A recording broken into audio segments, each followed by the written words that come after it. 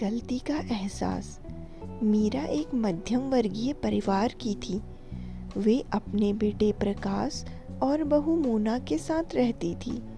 एक बेटी भावना थी जो कि शादी के बाद डेनमार्क में बस गई थी।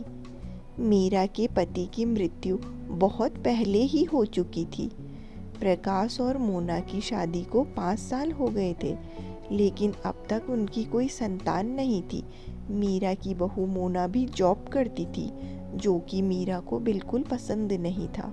वे जल्द से जल्द दादी बनना चाहती थी, लेकिन मोना और प्रकाश यह अच्छी तरह से जानते थे कि अभी मोना का जॉब करना कितना ज़रूरी था।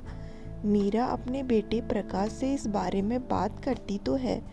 प्रकाश किसी न किसी बहाने से बात को टाल देता था, इसलिए वे मोना को ही परेशान करने का बहाना ढूंढती रहती थी ताकि वह अपनी जॉब छोड़ दे। और कोरोना काल में तो मानो उसके मन की मुराद पूरी हो गई थी। वे दिल की पूरी नहीं थी, लेकिन पोती की चाह में ना चाहते हुए भी ऐसा कर रही थी। अपनी हम उम्र सहेलियों को दादी बनते देखकर उनका मन दुखी हो जाता था। उस दिन भी घर में ऐसा ही कुछ हुआ। ऑफिस में काम की वजह से मोना देर तक सोती रही और मीरा को अच्छा खासा मौका मिल गया। ये क्या बहू, अभी तक सो रही हो? पता है सुबह के 10 बज गए हैं। प्रकाश बेचारा कब से उठकर ऑफिस के काम में लग गया है और तुम हो कि अभी तक सोई पड़ी हो। चलो अब उठकर सबके लिए चाय नाश्ता बना लो। मुझसे कुछ हो नहीं पाता है, वरना मैं तो तुम्हारे भरोसे कभी ना रहती, खुद ही सब कर लेती। सॉरी मां जी, वह देर रात तक काम चलता रहा, इसलिए सुबह ही सो पाई थी। समय का पता ही नहीं चला। आप चलिए, मैं अभी जल्दी से आती हूँ। हाँ हाँ ठीक है। मेरा कुछ नहीं, पर प्रकाश को देख लो, उसे कुछ चाहिए तो नहीं? कब से उठा है बेचारा। हे भगवान, मुझे जल्दी से ठीक कर दे ताकि मैं ही अपने बेटे का ध्यान रख सकूं। मीरा ने कहा। मोना ने घड़ी देखी तो वाकई 10 बज गए थे। आज उसकी आंख कैसे नहीं खुली। वह जल्दी जल्दी अपने काम निपटाकर हॉल में आई तो प्रकाश अपने लैपटॉप के साथ ऑफिस के काम कर रहा था। उसने किचन में जाकर चाय नाश्ता बनाया और फिर रात के बर्तन साफ किए और झाड़ू पोछा करके नहाने चली गई। कोरोना वायरस की बढ़ती बीमारी की वजह से शहर में पूरी तरह लॉकडाउन किया गया था, इसलिए काम वाली बाई नहीं आ रही थी। मोना खुद एक इंटरनेशनल कंपनी में काम करती थी। उसका ऑफिस टाइम फिक्स नहीं होता था, अधिकतर उसे रात में देर तक काम करना होता था। कल भी उसका काम देर तक चलता रहा, इसलिए वह देर तक सोती रही। मोना नहाकर आई तो देखा कि उसकी सास अपने कमरे में अपनी सहेली से फ़ोन पर बात कर रही थी। बातचीत में अपना नाम सुनकर मोना सास की बात सुनने लगी। अरे मीना, तुम भी अपनी बहू को ज़्यादा सर पर मत बिठाओ। बहू को ज़्यादा उड़ने दोगी तो कल को अपनी नौकरी के चक्कर में वह तुम्हें ही घर की नौकरानी बनाकर छोड़ेगी। मैं तो शुरू से ही मोना के नौकरी करने के खिलाफ थी। करे नौकरी शौक से, पर साथ साथ घर के काम भी करे।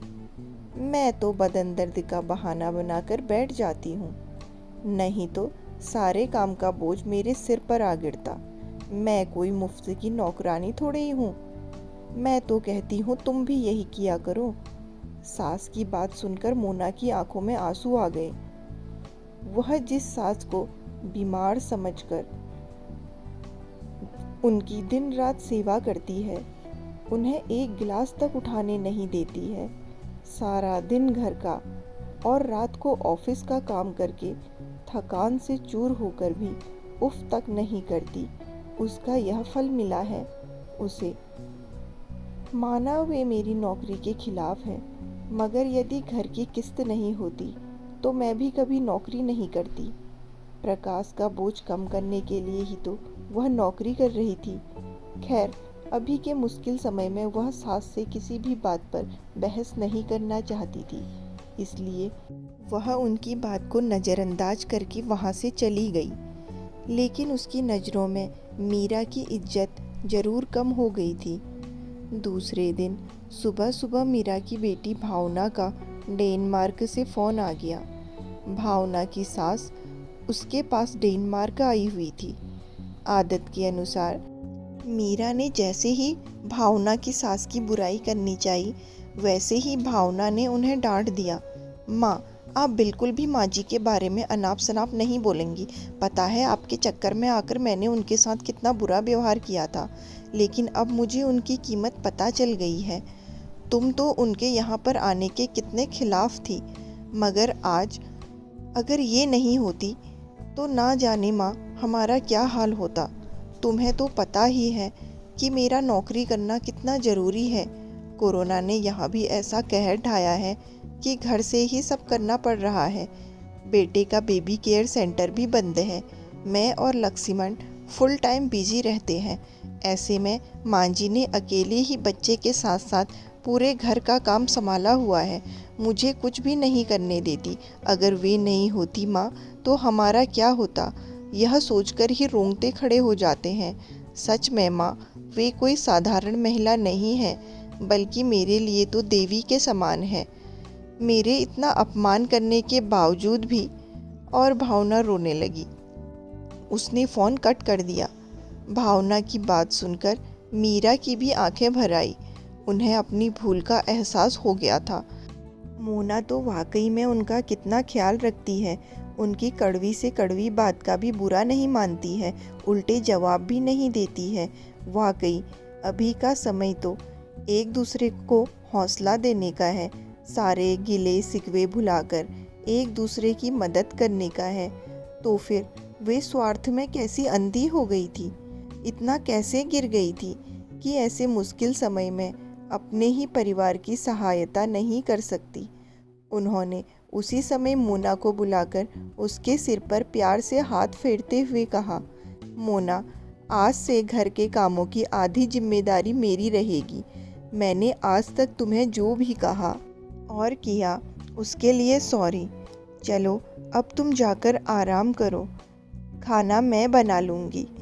सास का बदला हुआ रूप देखकर मोना की भी आंखों में खुशी के आंसू आ गए और अपनी सास के प्रति उसके मन में फिर से पहले वाला सम्मान वापस आ गया था।